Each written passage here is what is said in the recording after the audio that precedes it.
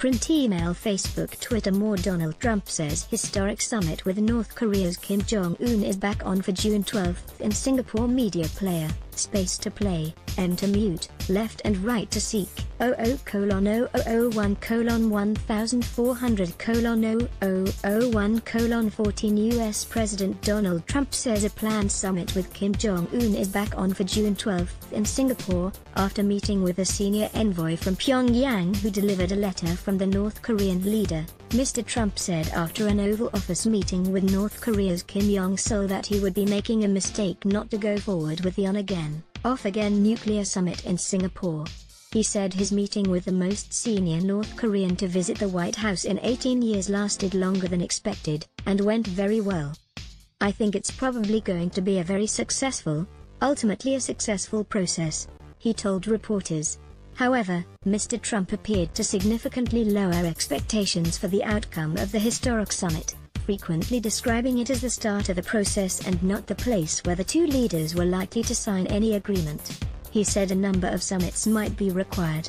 Frankly, I said, take your time, Mr. Trump said. Kim Jong-sul, a close aide to the North Korean leader, is the highest-level figure from the secretive state to hold talks at the White House since a senior envoy visited former President Bill Clinton in 2000. He was greeted at the White House by Chief of Staff John Kelly and then whisked into the Oval Office. After the meeting, Mr. Trump said Kim Jong-un was committed to denuclearization, and that the letter was a very nice letter, a very interesting letter. I look forward to the day when I can take the sanctions off of North Korea, Mr. Trump said. Our two countries face a pivotal moment. Mr. Trump said he believed transformation of North Korea could take place with Kim Jong-un as leader. He added he did not believe the US would spend a lot of money in aid to North Korea, but South Korea would be responsible for that. Kim Jong-sul's arrival in Washington came a day after Secretary of State Mike Pompeo declared that he was confident negotiations with Pyongyang were moving in the right direction.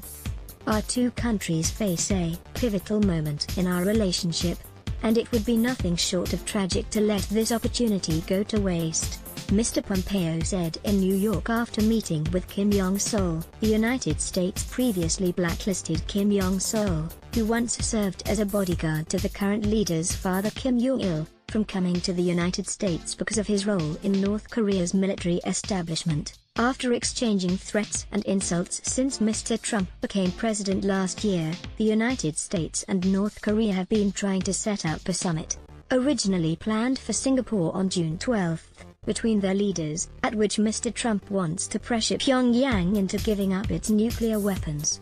The leadership in Pyongyang is believed to regard nuclear weapons as crucial to its survival and has rejected unilaterally disarming. In Seoul, U.S. negotiators on Friday expressed optimism after meeting their North Korean counterparts for preparatory talks at Panmunjom, on the fortified border between the two Koreas. Wall Street took word that the summit was back on in stride. The S&P 500 added slightly to what were already healthy gains, then slipped back a few points to remain up 0.9% in afternoon trade.